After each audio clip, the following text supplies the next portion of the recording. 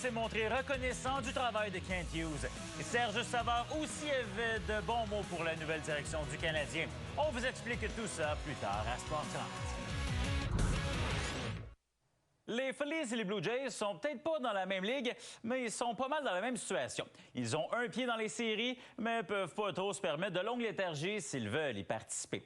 Les deux équipes ont complété une courte série de 2 matchs au Rogers Center. Les Jays ont gagné le premier duel. Toronto a eu besoin de seulement 2 points pour vaincre les Phillies mardi. Dalton Varsho en produit autant d'un seul élan et ça se passe en fin de deuxième manche. Ça lui fait 2 circuits et 7 points produits à ses 3 derniers matchs. Bryce Harper, vous connaissez? Le showman assure la réplique de la manche suivante. Une plaque qui tombe 412 pieds plus loin. C'est son 8e circuit de la saison. Les Jays reprennent tout de suite leur avance à leur tour au bâton. Kevin Biggio frappe un simple opportun après 2 retraits. Brandon Belt et George Springer croisent la plaque. C'est 4-2. Après avoir donné 4 points lors des 3 premières manches, Aaron Nola dira certainement pas non un petit coup de pouce de sa défense. Johan Rojas se plonge pour voler un coup sûr à Santiago Espinal. Kevin Gausman ne reçoit pas le même appui du côté des Jays. Les Phillies ont 2 coureurs en position de marquer après 2 retraits en 5e, quand Espinal remet hors cible au premier sur un roulant de routine. Philly reprend les commandes. Gausman va quitter après avoir accordé 7 points, mais la relève des Jays fait pas tellement mieux. Harper gagne sa 2e Bryce bombe du match au départ de Bowden Francis. Les Phillies l'emportent 9-4.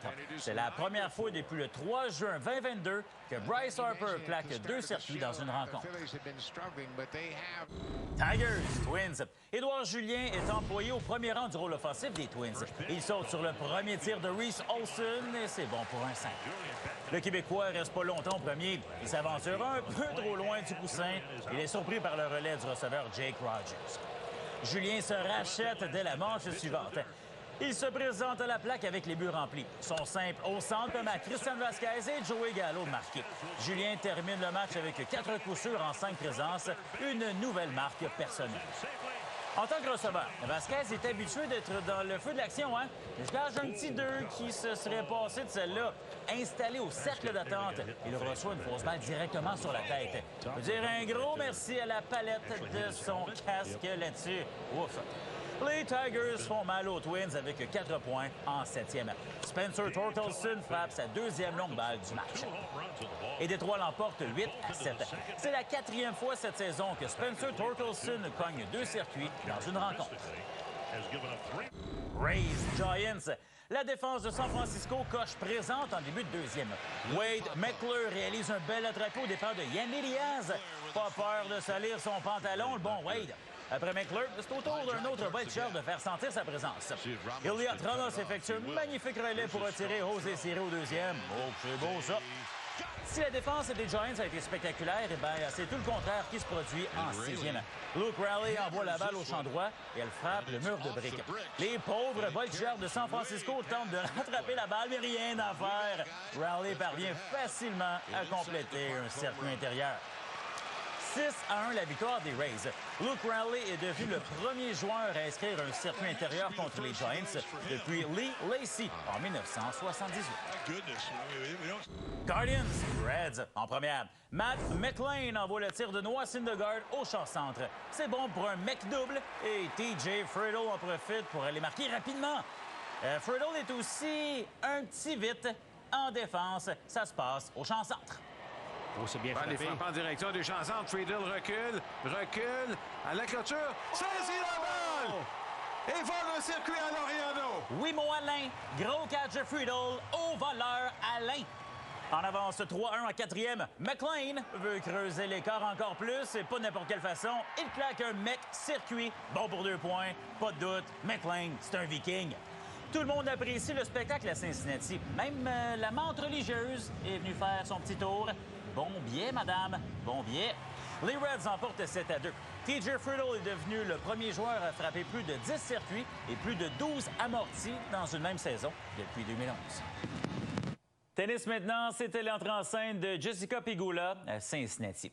La championne du tournoi de Montréal avait un laissez-passer pour le premier tour. 3e tête de série, Pegula amorçait son parcours face à Martina Trevisan. Pegula a jamais été plus loin que la ronde des quarts de finale à Cincinnati. Son premier set du tournoi est assez difficile, merci. En tout cas, il est plus long que la durée totale de la finale à Montréal. Lors de ce long échange au 12e jeu, Pegula est promené d'un bord à l'autre du terrain par Trevisan, qui termine en déposant la balle. L'Italienne gagne la manche au bris et l'Américaine passe sa colère sur sa raquette. On me confirme que ça va en prendre une autre. Au deuxième set, Trevisan est embêté, pas juste par les bébites, non. Elle se fait briser au 5e jeu, alors que c'était 2-2. Pegula poursuit sur sa lancée dans cet échange, qui est son plus beau point dans sa séquence de 4 jeux consécutifs. On se retrouve donc au 3e set. Jessica a un bris d'avance et mène 3-2. Cette fois, c'est Martina qui est envoyée d'un bord à l'autre du terrain. Après un croisé par-dessus l'épaule, Pegula termine l'échange avec le point. Jessica Pegula remporte la 3e manche 6-3 dans un duel qui a duré 2 heures 24 minutes. Iga Swiatek fait son entrée à Cincinnati contre Danielle Collins. Les deux femmes s'étaient affrontées vendredi dernier à Montréal et Swiatek a besoin de 3 sets pour gagner. Cette fois, la favorite n'a pas l'intention de s'éterniser. Non, elle prend les devants 3-0. Iga a éprouvé des anneaux au service à son dernier match, alors que Jessica Pegula l'a brisé 11 fois. C'est par un bris de service que Collins s'inscrit au pointage. Le problème pour l'Américaine, c'est qu'il n'y en aura pas d'autres. La Polonaise gagne la première manche 6-1. Autre problème pour Collins, il n'y aura pas d'autres points non plus. Swiatek est sans pitié en deuxième manche. La meilleure raquette mondiale joue à la hauteur de son talent et s'offre un bagel extra fromage à la crème. Un pointage de 6-0 pour assurer son passage au 3e tour. Danielle Collins a été victime de 7 bris de service. Elle a commis 25 fautes directes. Cincinnati marque aussi le retour au jeu de Novak Djokovic. Battu par Carlos Alcaraz en finale à Wimbledon, le numéro 2 mondial s'est ensuite accordé un long repos. À quelques semaines du US Open, Djoko arrivait à Cincinnati avec la possibilité de déloger Alcaraz du premier rang de l'ATP. C'est également un premier match en simple pour le Joker aux États-Unis depuis la COVID-19. La foule lui réserve un bel accueil. Djokovic affronte Alejandro Davidovich Fokina pour son retour au jeu. L'Espagnol a atteint la demi-finale à Toronto la semaine dernière et semble décidé à poursuivre cette belle séquence. Il effectue plusieurs coups gagnants en début de rencontre. Sauf que les choses se compliquent pour Davidovich Fokina par la suite. Il doit retraiter au vestiaire pour soigner une blessure. Djokovic en profite pour prendre une vidéo avec cette femme. Oh, un beau geste. Le momentum change de côté à la reprise du jeu. Novak prend l'avantage sur son rival et s'offre la première manche au compte de 6-4 avec ce magnifique coup. Visiblement diminué en raison d'une blessure, Davidovich Fokina n'a d'autre choix que d'abandonner dès le début de la deuxième manche. Novak Djokovic l'emporte donc par abandon. Il a maintenant rendez-vous avec Gaël Monfils au prochain tour. Yannick Sinner affronte Dusan Lajovic avec un laissez-passer au premier tour. Sinner dispute un premier match depuis sa victoire en finale à Toronto. Face à la 66e raquette mondiale, ça devrait être une balade dans le parc. Pas si vite, l'ami. Lajovic sort de nulle part et enlève la première marche. On se doute que ce sera pas si facile que ça de se débarrasser du jeune Italien. Sinner retrouve de sa superbe au deuxième set avec ce coup droit tout juste au-dessus du filet.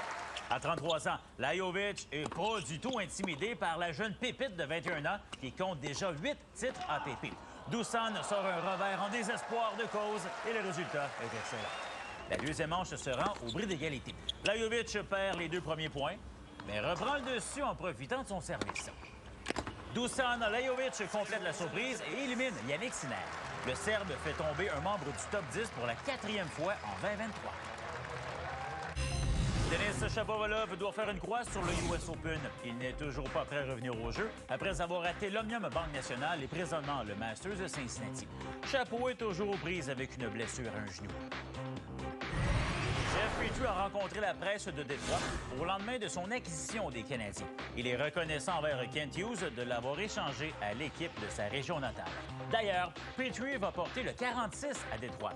C'est le numéro qu'avait son père Dan Petrie lorsqu'il lançait avec les Tigers. Le défenseur de 35 ans va réaliser un rêve d'enfance en endossant le chandail des Red Wings. He asked, okay, what are some places that you want me to look into and things like that. So, you know, for him to do that for me was great. And you know, Detroit was the number 1 spot on my list.